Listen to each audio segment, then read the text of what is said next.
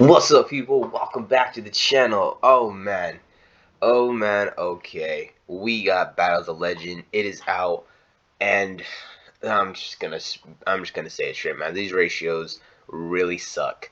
Like I've watched a couple of videos. I mean, this is off of what other people are doing, and like these other people that are doing it. These people have the money, they have the capital, they have the time to just go in and figure these numbers out. And like, what was it? I think one of these YouTubers, they got 10 cases and only like I think only 30 packs out of I think it was like a 2,400 2,800 packs or something, and only 30 of them had hits. That is little disappointing, but we're gonna put that aside. If you like the information you get here, please go ahead and drop a like and subscribe if you feel like it. Very appreciated. We're still trying to get to 100 so we can do that giveaway for the Ash Blossom. And let's go ahead and get into this market watch, man. We got access code talker, and that's well, just very basic. All right, everyone, they don't like the look of this. They love this. This was over 100 a few weeks ago, but now here's the savior. I say savior with a little bit of sarcasm, but it has dipped. It did start high and it's dipping very hard down at 28. But this is just because it's the first week. I'm liking it right now. 27, 28. I pretty much kind of predicted this will be around the 25, 30, maybe even 40 price point. It really depends on how it goes. If Access Code Talker continues to be the only card of its kind to do what it does, then it's gonna hold a price like this. Like, you guys gotta understand. There was a time where the original Borload, as a dragon, like the one that just would attack and steal monsters and do 500. There's a time where that one was, like the good end board monster to try to take your opponent out. Then you got the Borload, the Boral Sword Dragon. That was a huge one for the longest time. It was like $70 to $90 just because it was the Access Code Talker of its time. And Access Code Talker came in as the definitive board breaking OTK enabling monster. Easy generic link. Anyone could go into it. It is solidified itself. This is very much worth the price point that it's been at. Like, I understand some of you might disagree with that, but I'm someone who's been from the era where I was playing Yu-Gi-Oh, and and it's like, hey man, if you want to be good, you got to drop a minimum of like $900. Like, I've played Yu-Gi-Oh in that era, so I don't want to hear it. This is this is cool. 27 right now. Could it dip lower? It can dip lower. It very much can, but at the same time, it's still the beginning, so I'd probably give it a little time, but maybe not too much. If you're sitting here and you've been waiting for this card, I would. The 27 $28 really isn't the worst right now. Like, the worst it could do is drop to 20, and I would very much take the $7 gamble to make sure that I get this card at 27 and not see this jump to 40, because the only other version, you gotta remember, you have the original secret, then the premium gold. I don't have a problem with the gold, alright? I don't have a problem with the gold, but if you didn't buy the secret rare when it was $55 and you don't like this one, and you don't want to go pay for the, for like the other Starlight version, we'll get to that one later. Okay. I would just get your access code talker, get it now, get it before something crazy happens. Saline. I like this. I was dumb. I was at Frank's yesterday and I did not pick up a copy of this. I completely forgot to pick her up. I wanted to try some Sky Striker shenanigans, but I guess Sky Strikers will have to wait another couple days. Saline.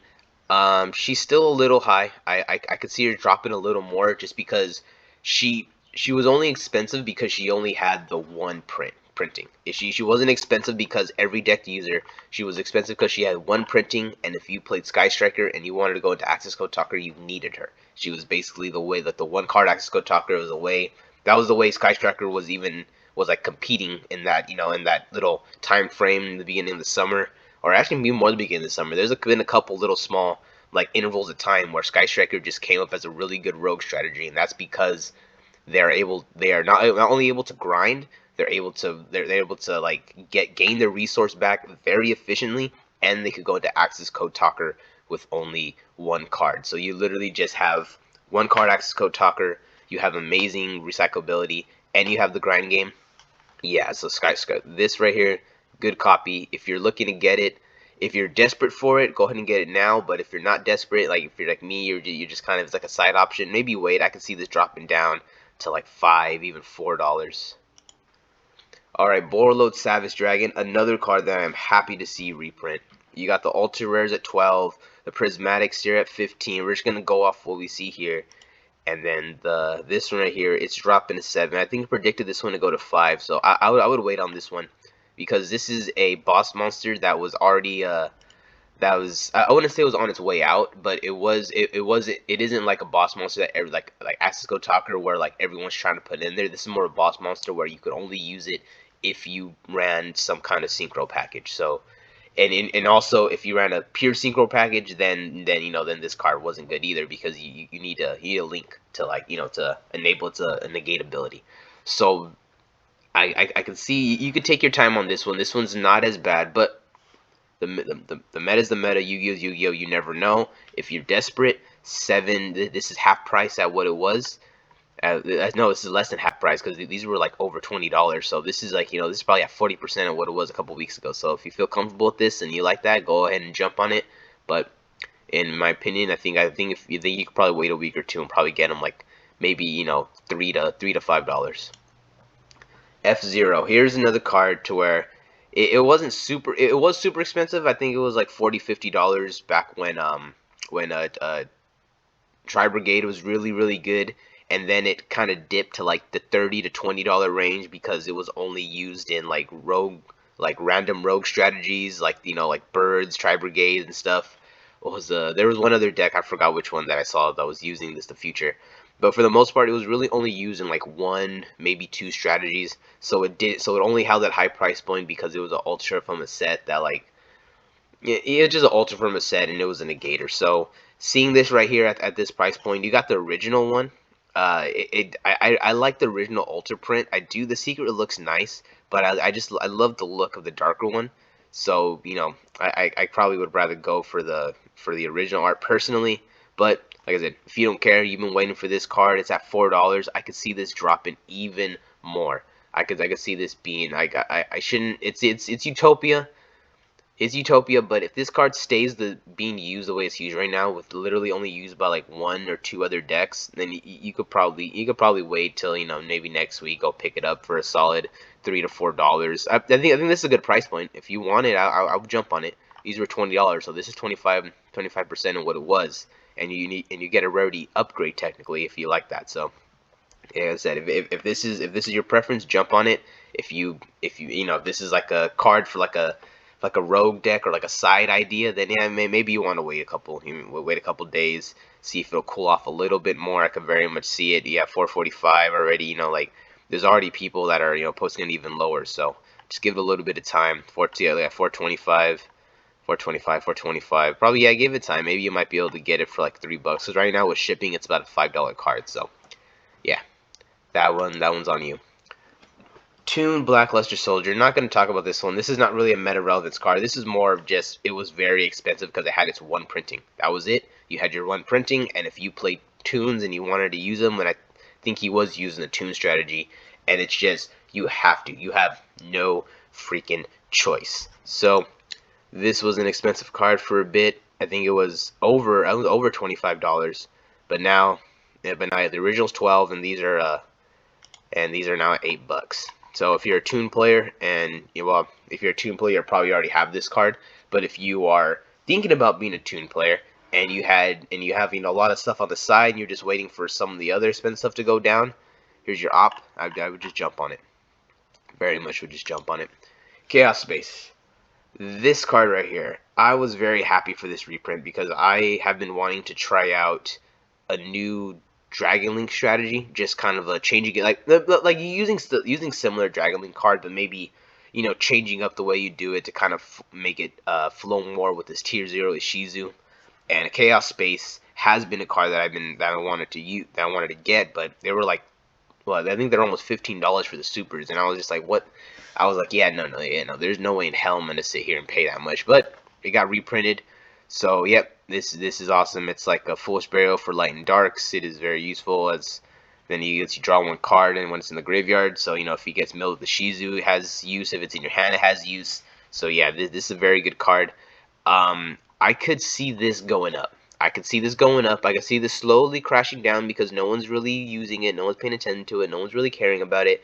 But you get that right deck, you get that right player, you get that right rogue combo. Because I know I saw when I saw it recently, my friend was using it in Drytron, and like he was able to go off on some combos after that. And those like the boards are not as scary as they used to be because like they're not able to like they're not putting up a whole bunch of like negates or anything, but they're doing a lot of searching.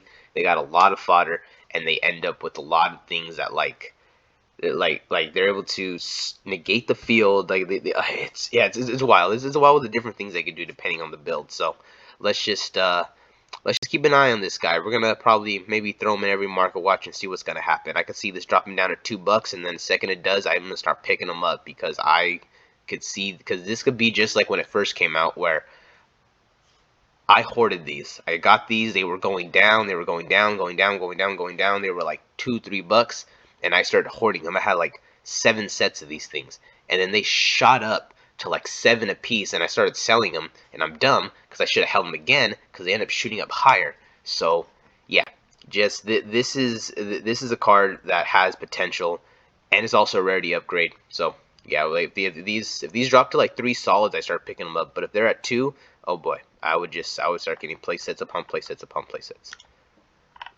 All right, so now I have the entire I guess card lineup for the same Magnificent Mavens for the Battles of Legends.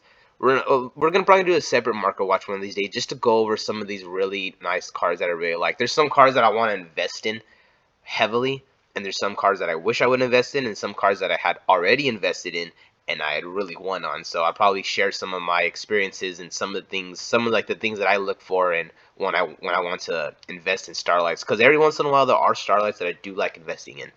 Like I very much enjoy, like, and you also can't fall for the traps. You can't sit there and say, well, this is a waifu, she's gonna go up. Like, no. It's not just about the waifu. You can't just sit there and say, oh, it shows a little bit of leg, some chest, this is gonna sell. No. You have to like you have to know the player base. You feel me? It has to either be really, really good, or the card has to have potential, or there has to be a fan base. So there's a lot of little rules you want to like go by. But in here, there's a couple of Starlights that kind of go against that I would very much love to freaking invest in. Talking about Access Code Talker, I would love to get my hands on an Access Code Talker. The full complete Exodia, I want to see these fall. I want them to fall. I want them to fall, and I want to swoop in like a freaking bat out of hell and pick these damn things up. Like I have my eye on these 6. The head, Access Code Talker, and then the 4 limbs. Alright, that's just what I want it very bad. Alright. So I just pulled this up because I'm looking at some of the prices here, and these are good prices. We went over all this. We went over some of these. You got Toon Page Flip at $260. Like this, it's pretty good. Toon Bookmark $235. I think these are almost $5. Like I'm just spitballing on the top of my head.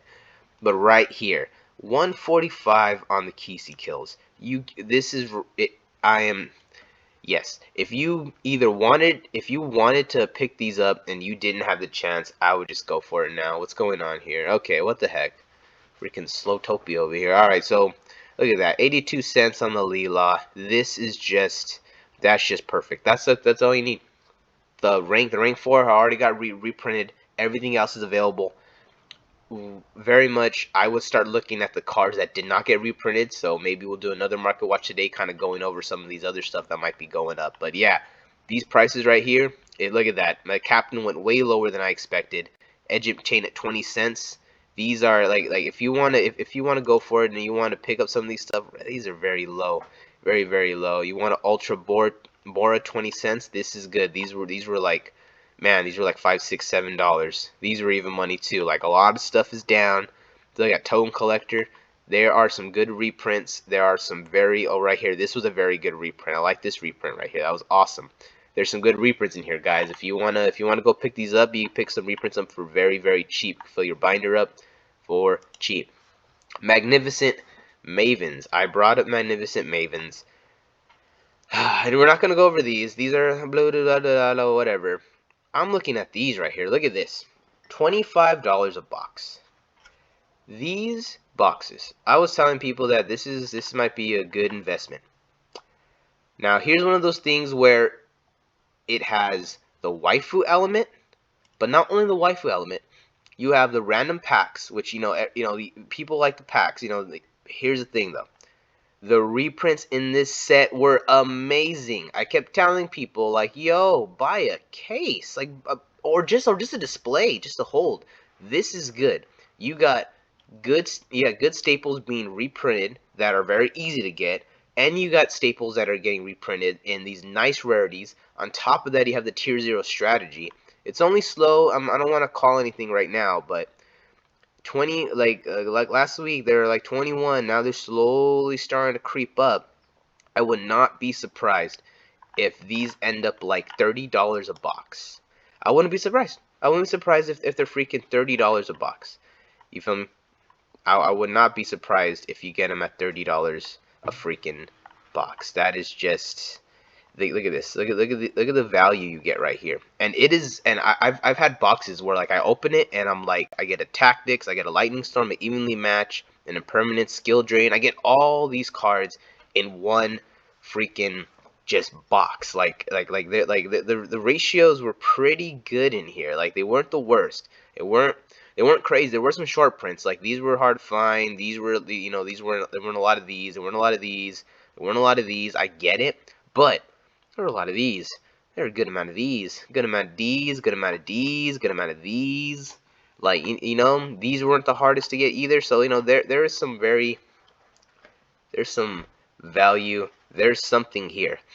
All right. If you could find somewhere where you could get these for 20 bucks still, I would just slowly maybe pick up one or two. If you get a case at $20 a pop, I would probably want to do that. I currently have a case right now that I'm holding on to. I think I might go somewhere. You never know.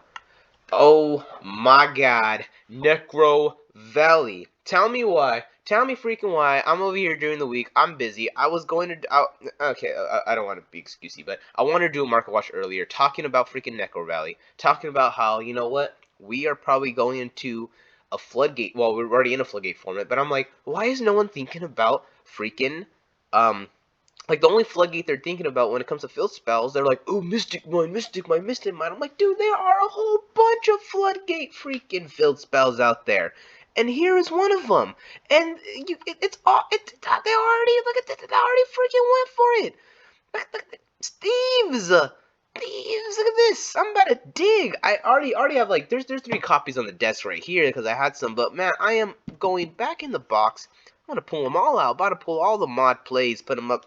Gotta get all the freaking monies. Yeah, this just makes sense. Like I remember I was sitting. Well, no, yeah, I was sitting at work. I was sitting at work. I was working on a project, and I was like, just literally stopped working, and I was like, hold up. And I read Necrovalley. Okay, 500 fans. Blah. Cards in the graveyard cannot be banished. Negate any effects that would move a card in the graveyard to a different place. Negate any card effect that changes types or attributes in the graveyard. I'm like, wait a minute. Does this slow down tier element? And I'm like, oh, yeah, because you can't move anything from the graveyard. So it's going to be very, very hard to be shuffling and banishing and special summoning if they can't freaking do that shit. And then, let's see, again, that would remove a card in the graveyard. So if we go off this line, negate any card effect that would move a card in the graveyard, this would also still work under Dimension Shifter. So like if you're in a situation where you have Necrovalley out and you have no cards in your graveyard and you draw into a shifter, you could still hit them with you could still activate the shifter. And it won't be because I thought like, oh well, what if you run shifter with negate shifter? No, because it just negate any card that would move a card in the graveyard. Shifter makes it get banished instead, so it never even hits the graveyard. So that's like an interaction that I thought that this might go against, but no, it doesn't. So this right here is a huge floodgate that could stop a lot of rogue graveyard decks, and it literally slows tier down, and it's something you could run at 1 because of this card. Set rotation. I've been wanting to talk about it for a while. It's cheap, it isn't expensive, but maybe I'll make a separate video on why set rotation is so good. But let's just look at set 2 field spells with different names from your deck, one in your field, one in your opponent's. While either of those cards remain set on the field, neither player can activate or set other field spells. So the whole everyone knows the concept is you set a field spell to your opponent's side that either really negatively affects them or they are not allowed to activate. More or less, you want to give them the one they're not allowed to activate, and it just locks them out of field spells. This card single-handedly destroys so many decks. It's at one. It's at one, so you can't run three. So that's one of the reason why I know everyone's not just running it. But if you think about it, it's like if you just run like one Mystic Mine, you run one Necrovalley, or you run one Necrovalley or Mystic Mine, and then one field spell that like the that your opponent can't activate. Then you run 3 of your own good field spells. This right here becomes an automatic give yourself advantage and lock your opponent out of field spells. If they're playing tier elements, boom, they can't activate their freaking field spell.